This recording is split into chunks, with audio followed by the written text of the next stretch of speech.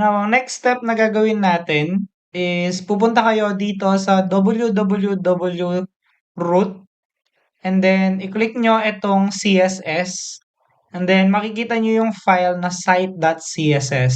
I-double click nyo yan and then e-erase nyo lahat ng code na nandito.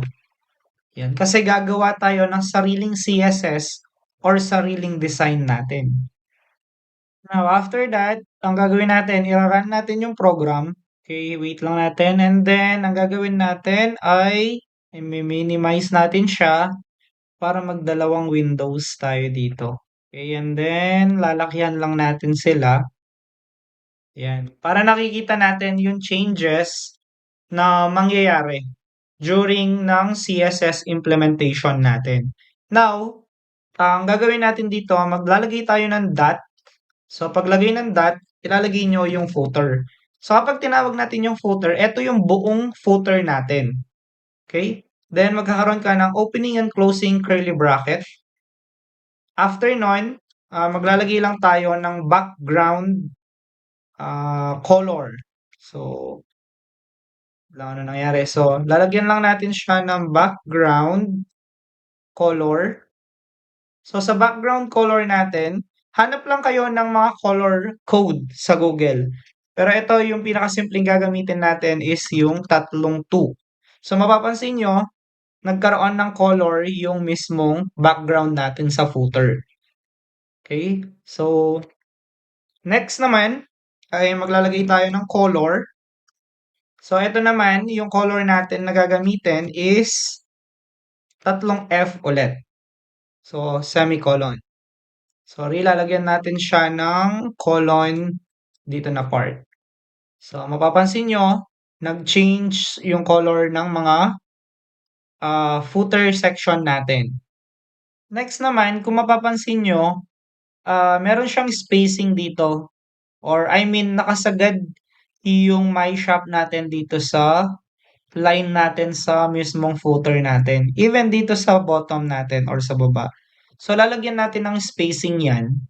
Para magawa natin yan, gagamit tayo ng padding. So, ang padding, yung first number na ilalagay natin, yun yung spacing dito sa taas. Say for example, naglagay tayo ng 40 pixel, mapapansin nyo, nagkaroon tayo ng space dito sa taas. Next, yung next number naman, ito yung sa left and right natin. So, kapag naglagay ka ng 0 dito, mapupunta siya dito sa dulo. So, lalagyan natin siya ng 0, yun, mapapansin nyo, ito yung padding natin ngayon. Now, yung next number naman natin will be yung sa bottom natin or sa baba. So, kapag nilagyan mo yan ng 20 pixel, mapapansin mo, nagkakaroon na siya ng spacing dito. So, yan ngayon yung tatlong number natin dito sa padding natin.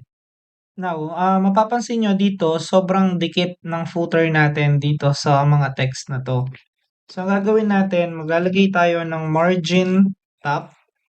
Tapos lalagay natin yung 50 pixel. So, mapapansin nyo, nag-move yung footer natin into 50 pixel. Next naman, iibahin natin yung font style ng mismong mga text natin. So, ang gagawin natin, lalagay tayo ng font, family, then Arial, then comma, set natin yung sans serif, ayan, then semicolon. Para at least mag-iba naman yung font style ng mismong mga text natin. Now, kung mapapansin natin, medyo pangit pa siyang tignan kasi pababa yung ating mga footer. So, gagawin natin, i-align natin sila from left to right. So, para magawa natin yon, ang gagawin natin, gagamit tayo ng .footer container. Ayan. Sino ba yung .footer container natin? Kung babalik kayo dito sa footer natin, mapapansin nyo dito si div class footer container. So, tingnan natin kung nasan yung end ng div na to. Pansin nyo, nasa last siya. So, ibig sabihin, etong social media links, customer service, at yung quick links, maapektuhan sila. Even yung my shop and paragraph. Kasi under sila ng footer container. So, ang gagawin natin dito, sasabihin natin display flex. Yan. Kung mapapansin nyo, nag-line na sila from left to right. Okay? From quick links, customer service, and follow us. Ang problema, nakikita nyo may privacy dito. So, nagiging dalawa yung footer natin. So, ito yung custom build natin. Ito naman yung build-in sa ASP.NET. So, pupunta kayo sa layout ulit. Makikita nyo may footer din siya dito. Yan. So, aalisin nyo lang yung footer na yan para mawala yung dito sa ilalim. So, ang gagawin natin is i-run natin siya ulit. Stop muna. Then run.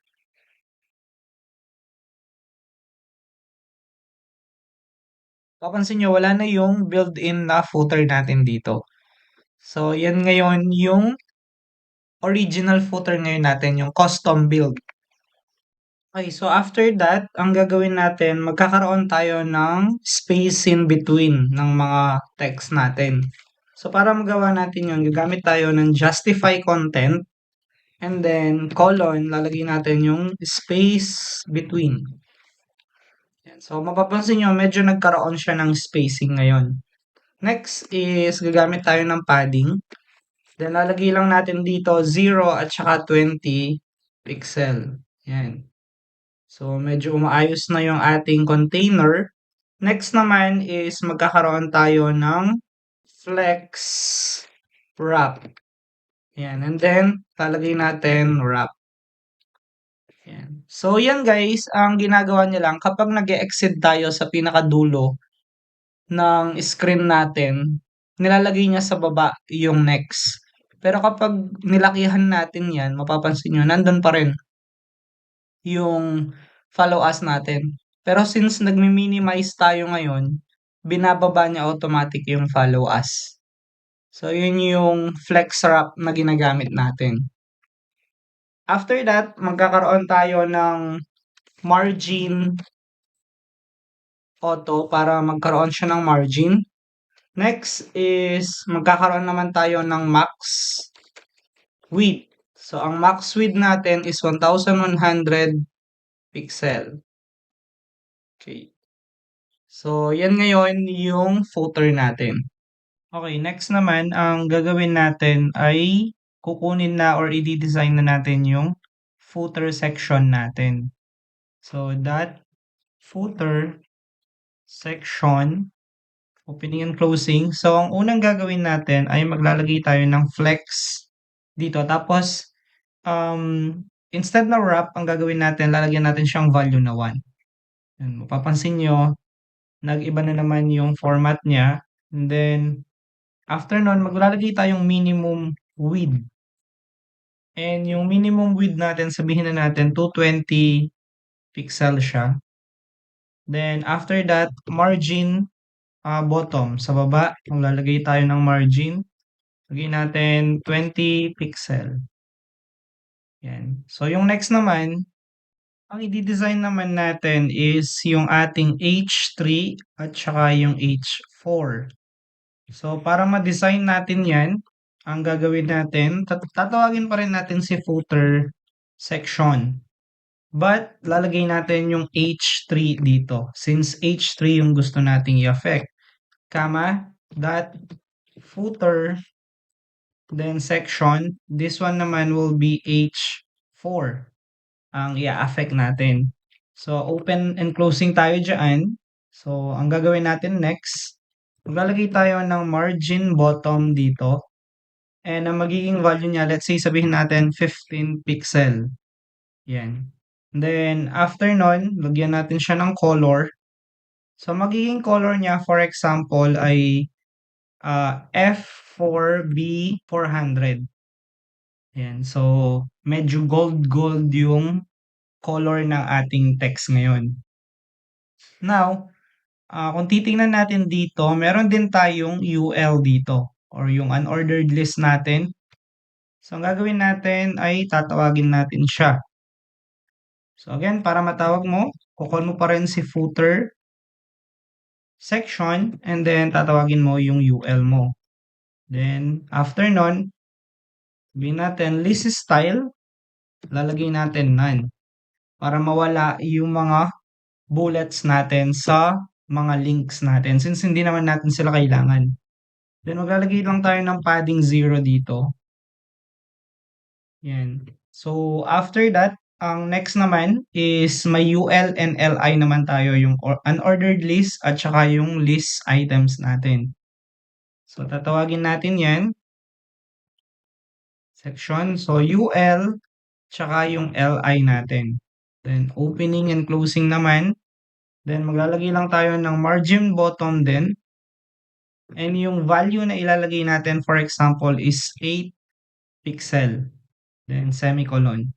Tapos, ang gagawin naman natin, since sa ano natin, gumamit tayo ng anchor. So, i-design din natin yan. Aalisin natin yung mga text decoration niya para mawala ng underline yung mga links natin.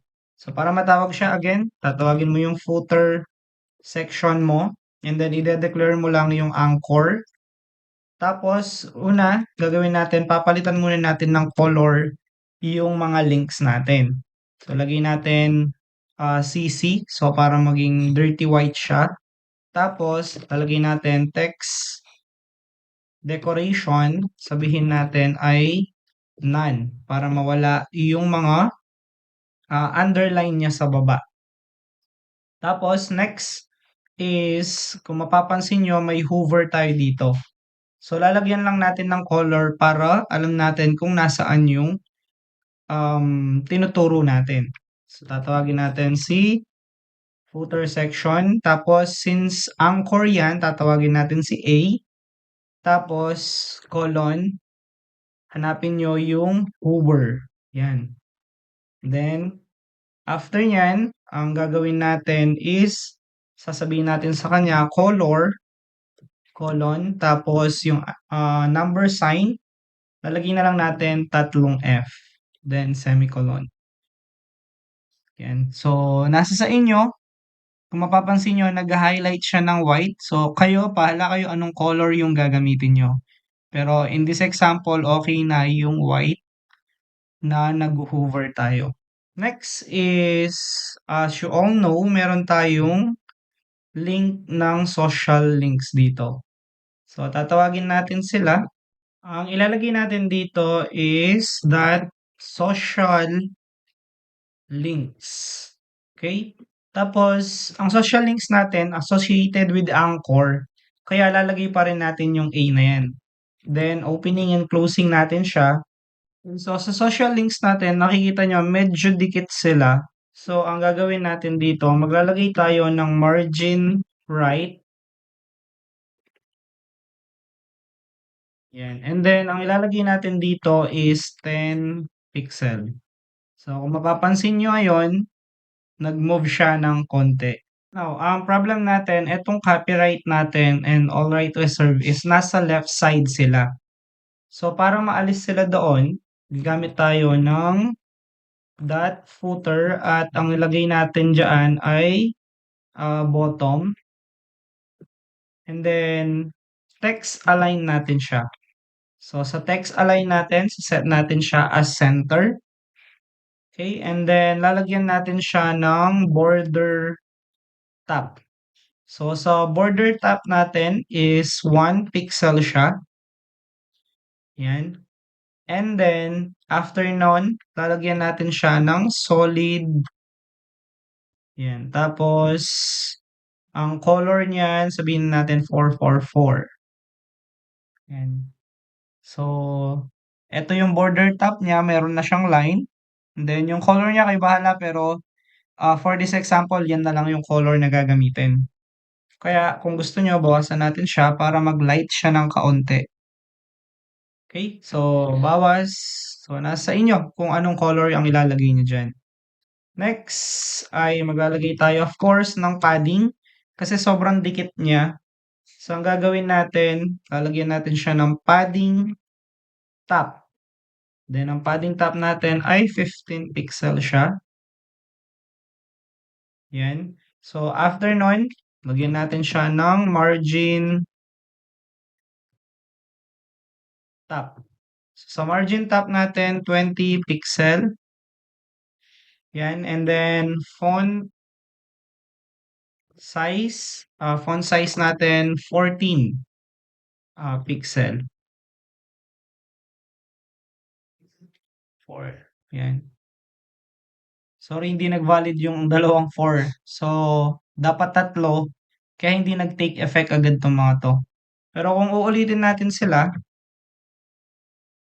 so, yan, mapapansin nyo single lang. Tapos, babalik ko to. Yun, mapapansin nyo nagmo-move. So, magma-margin top tayo. Ayan. So, papalitan lang natin font size. Yun, lumiit siya. So, ayan na ngayon yung ating footer. So, meron na tayong footer dito na My Shop, Quick Links, Customer Service, and Follow Us. Then, eto na yung copyright natin.